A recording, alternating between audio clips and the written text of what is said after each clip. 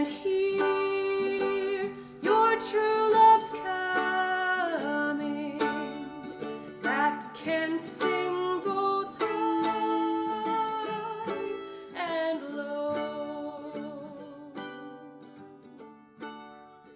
Hello and welcome to CFCR 90.5 FM's annual Bardcast. This year, Shakespeare on the Saskatchewan is performing Richard III, directed by Skye Brandon, and Twelfth Night, directed by Will Brooks. The shows run until August 19th and 20th, respectively, and you can find out more and buy tickets at shakespearesask.com. We're going to start off today's show talking to Caitlin Van Coonet and Carmen Grant about Richard III, then talk with Kate Harriott and Robert Greer about Twelfth Night. I'm Caitlin Van Coonet. I'm a local actor. Yeah.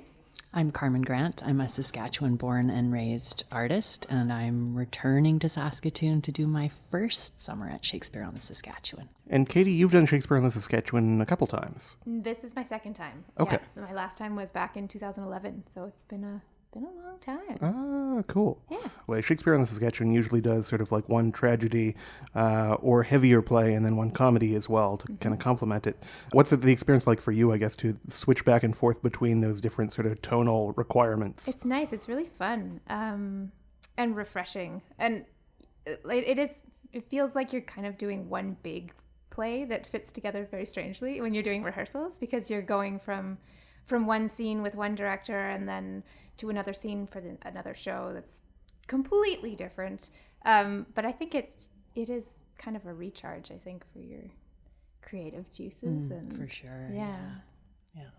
For either of you, really. Do you find that you like tragedy or comedy better, or do you just like the mix, really? I always like a good tragedy. I'm a bit on the Queenie side, so to speak, and particularly as a character in the tragedy this year, I'm a queen, so I always have liked a tragedy. But if a comedy is really well done, it's such a joy to be a part of, because when you're backstage and you hear the entire audience laugh collectively, it is the best feeling in the world to make people laugh. It feels so good.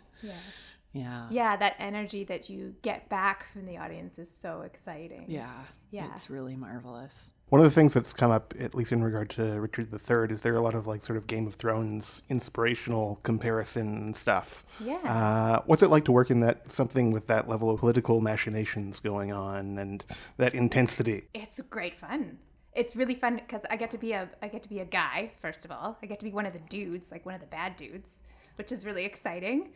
We're one of the only Shakespeare festivals in the country. Actually, I think we're the only one that has gender parity right now. So they've given the opportunity to women to actually play these roles that men have always played. So that's really exciting because you know, there are so many wonderful, amazing roles for females in Shakespeare, but it is really fun to get to play a bad guy. Cool. What do you like about playing a bad guy? Just the sneakiness. You get the double entendres and finding that balance between letting the audience know where your character is at and where the other characters on stage need to think that you're at is really fun. That was a really fun thing to play with. Yeah. I love the costumes. Yes. Actually, that's what my mother would have said. The costumes are great. Bev Kubelski's done an amazing job on these medieval period costumes. I mean, on a hot afternoon, they're the worst. Yeah. Because a lot of it is upholstery fabric and really heavy, like felts and wool and velvet. And Rob even has a cape that has a fur collar, like a real fur collar. So, but God, they're gorgeous. So, when you say Game of Thrones, that's the first thing I think about are the costumes, right? Yeah. It's kind of odd, but one of the moments that kind of stuck with me was there's like a bit more ominous scene or something happen, and then like in the distance there was like an actual crow that cawed, which I thought was just like a nice coincidence. Yeah, you get those sometimes, or like it hasn't really happened as much in performance, but when we were doing tech for Richard III, we'd get these like thunder rumbles actually happening, or some rain in the tent that really adds to the mood of the show. Yeah, or even in the rehearsal hall, we would be in the morning, we would rehearse Twelfth Night, And then we'd break for lunch and come back. And almost inevitably, as soon as we broke for lunch and came back and started rehearsing Richard, the sky would open and it would just be this deluge. And Sky Brandon, who directed Richard III, looked at me and he said, "Why is this always happening?" And I was like, "You know why." My massage therapist said, "So you do one that's laughy and one that's killing." I was like, yeah, there's a killing play and there's a laughing play. So the killing play always gets the sky opening and the thunderclaps. It's pretty cool. Is there anything that you would like to say about either of the plays that you just love about them or otherwise? What I love about both of these plays is that there are great characters, great female characters. There are amazing parts for women in both of these plays. It's not always that way. I mean, Shakespeare did, as you said, Shakespeare did write some wonderful women's parts, but, 90% of the characters in Shakespeare are men. But these two plays have some really fantastic female characters. And there's a part near the end of Richard III where two of the women confront him, his mother and the mother of the young girl that he wants to marry and make his queen. And the strength that's reflected in those two women during that scene is just, it brings tears to me every time because it's so powerful. And this, it's so fun playing with Rob. Like, Rob is really, really fun to work with, and he's doing such a great job as Richard. It's like one of the biggest pieces of text next to Hamlet, right? Like, there are so many lines for the character or the actor who plays Richard. And he is completely different in these two plays. That's another thing that's really fun to do, is one night doing a comedy. For example, in Twelfth Night, I play Caitlin's servant. And in Richard, she plays my servant, right? So it's fun to be able to flip back and forth between those two pieces, but often it offers an actor so, like, two different ends of the spectrum to play with, And Rob's character in Twelfth Night could not be more different from the character that he's playing in Richard, and he's doing it just exceptionally. So I kind of meandered there. Sorry, I started out talking about, women's roles and ended up talking about Rob, but you can't not talk about Rob. He's great. You mentioned that I think Shakespeare on the Saskatchewan is one of the only Shakespeare festivals in Canada that has made sort of a commitment to gender parity with casting. Yeah. Are there any roles that opens up that you'd be like super excited to play if it were a possibility? Oh, man. I don't know. This is so new that I've never considered it before as a possibility. Even when I was cast and they said, "You're playing Catesby," I was like, who's that? I have no idea. You don't even read plays considering who the male parts are, because there's lots of little parts in plays sometimes that I think if I was a man and I was reading through, I'd be like, oh yeah, that would be a great little part. I would love to play that. But it doesn't even register when you're reading it through as a female actor and doing a vanity read, like going through to figure out what you would really want to play.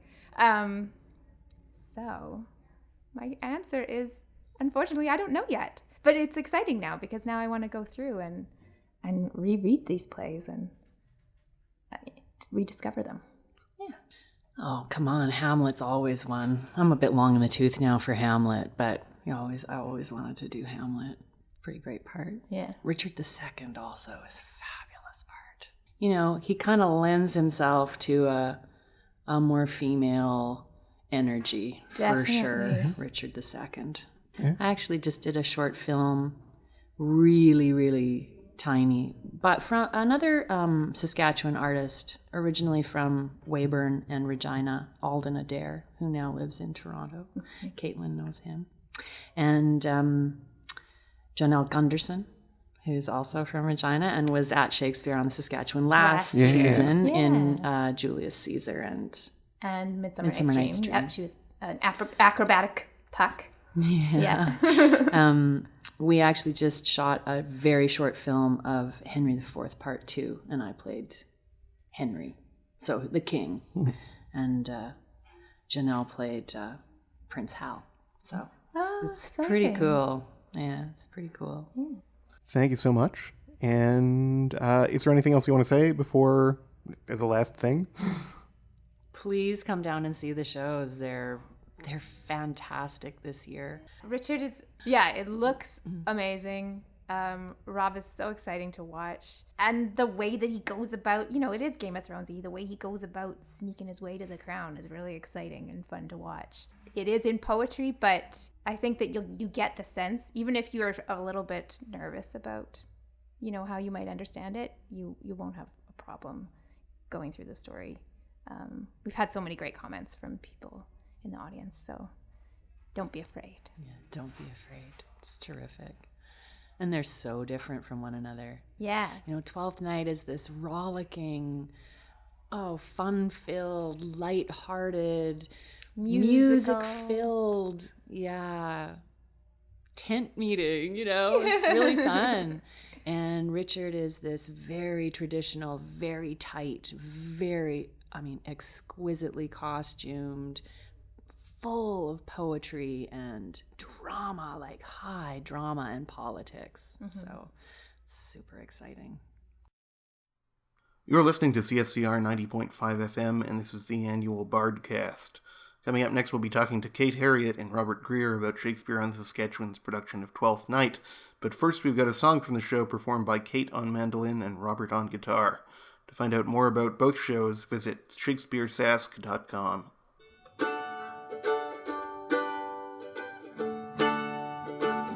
Oh, mistress mine, where are you roaming? Oh, stay and hear your true love's coming, that can sing both high and low. Trip no further, pretty sweeting. Oh, journeys end in lovers' meeting. Every wise man's son doth know.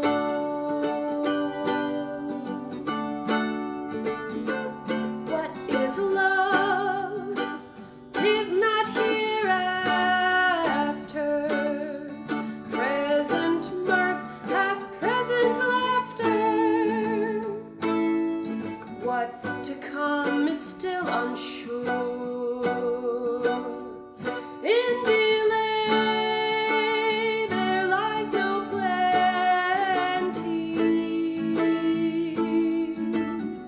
So come kiss me, sweet and twenty.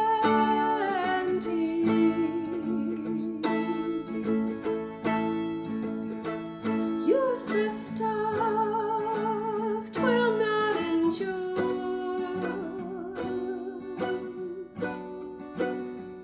Youth's a stuff 'twill not endure.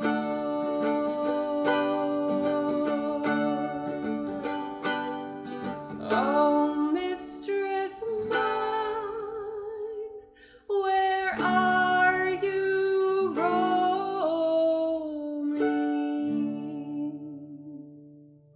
Let's see, do you want to start by introducing yourselves? Sure. Well, do you want me to just say my name and who I'm playing in the play, or anything else? Sure. If you want to mention that you're a CFCR host too, Sure, you yeah. totally can.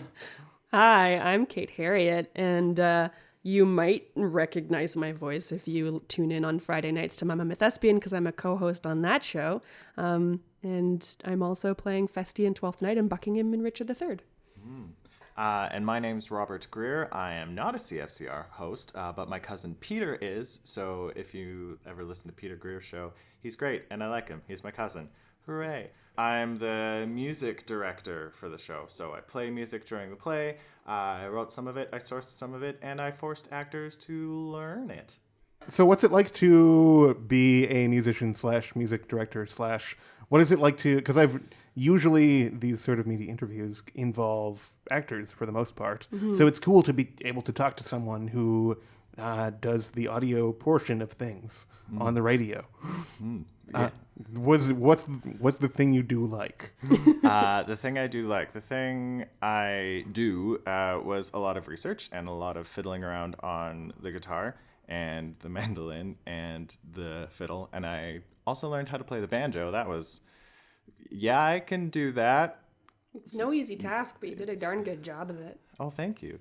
She's biased, but I appreciate it nonetheless. But yes, so a lot of what I did was months before the show itself actually started, I did sort of an audition interview with Will Brooks, the director and artistic director of Twelfth Night and artistic director and like head honcho of Shakespeare on the Saskatchewan.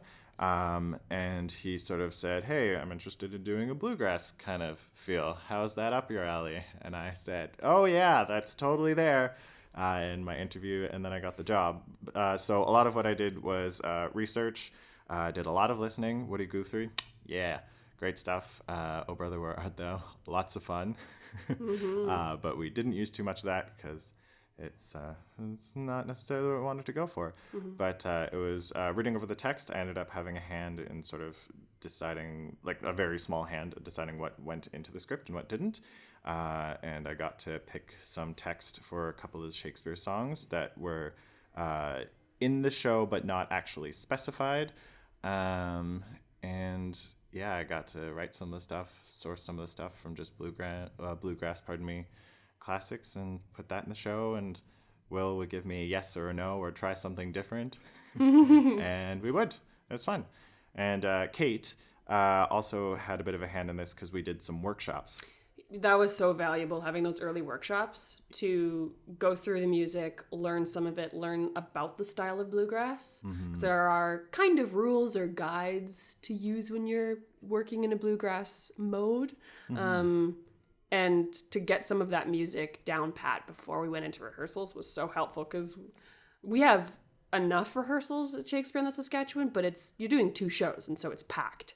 And I don't know what I would do if I had to be like starting to learn the mandolin and these songs just on the first day of rehearsal. Oh yeah, would have Kate, gone mad. Kate, how long have you been playing the mandolin for? Not very long, like since like January maybe.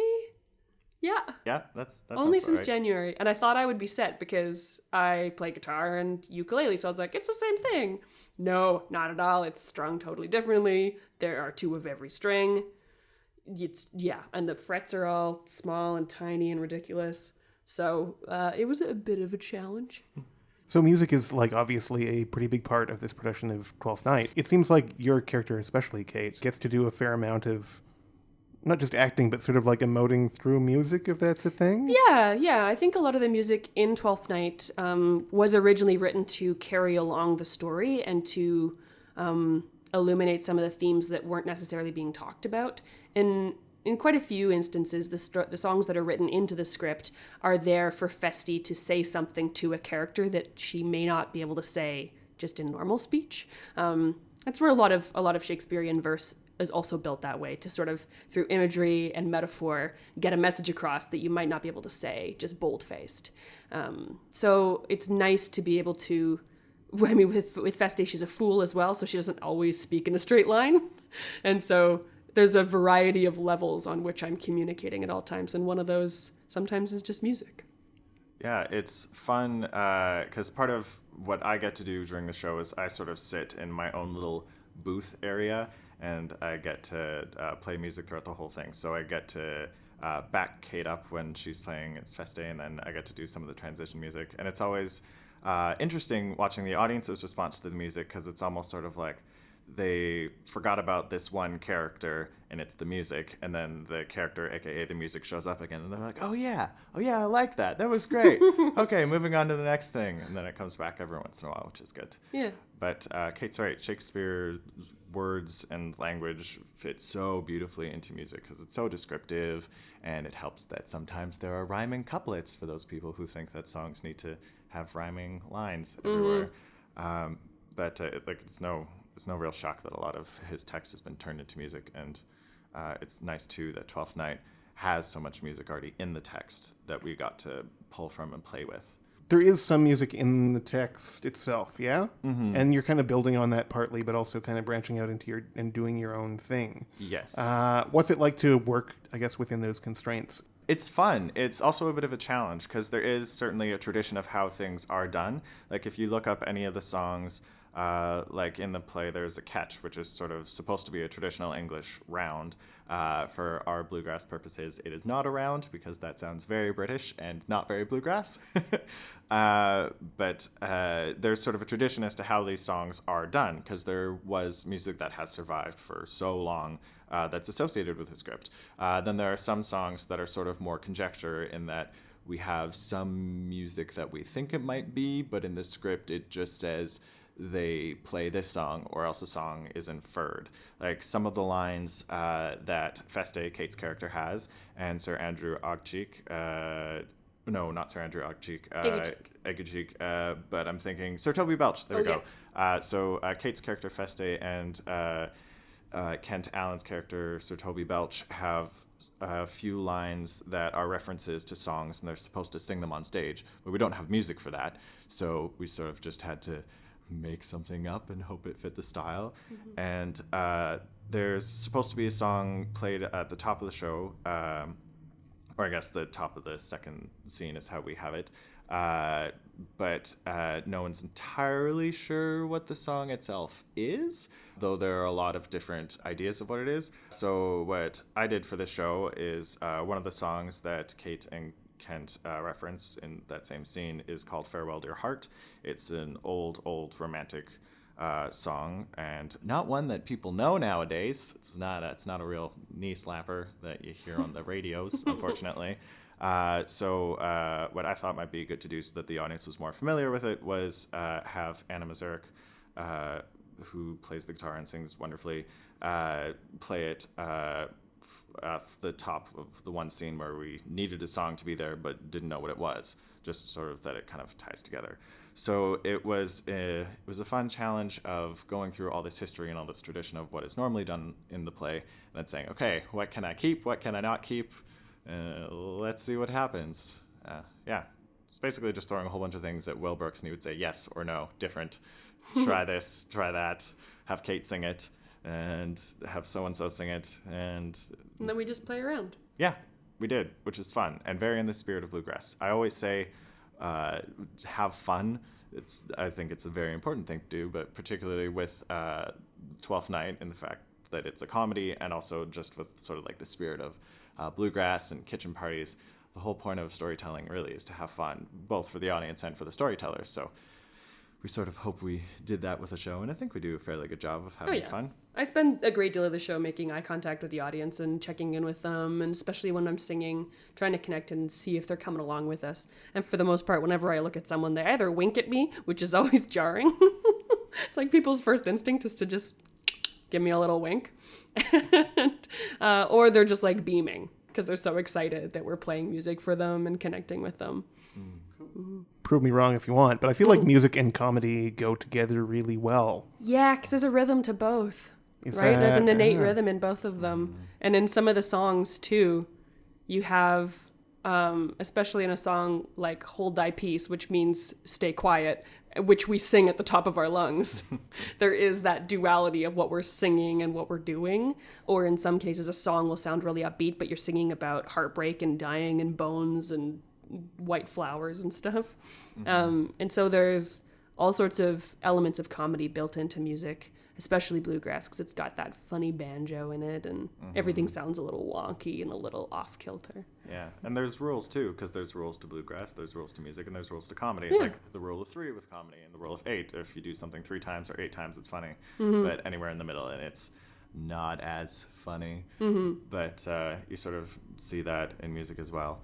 I'm thinking like 3/4 time versus 6/8 time, but I mean, setting that aside, just things go in multiples of 4s, and I don't know, just things seem to kind of work out to those numbers anyway. So also kind of couples. There's probably something like weirdly embed in our brains where we just like to hear things a certain number of times, or like do things a certain kind of way that we just find pleasing.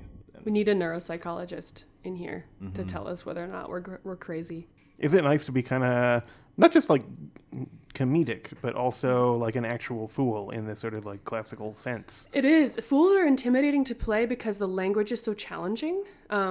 Feste has a lot of wordplay that is not just difficult to make clear for an audience, but also the like complexity of it is the skill of the fool. She is a corrupter of words. And so it's like, I partway through rehearsal, I was talking to Will about this, and he said it's a bit like doing on electric guitar, doing like a crazy like sort of solo.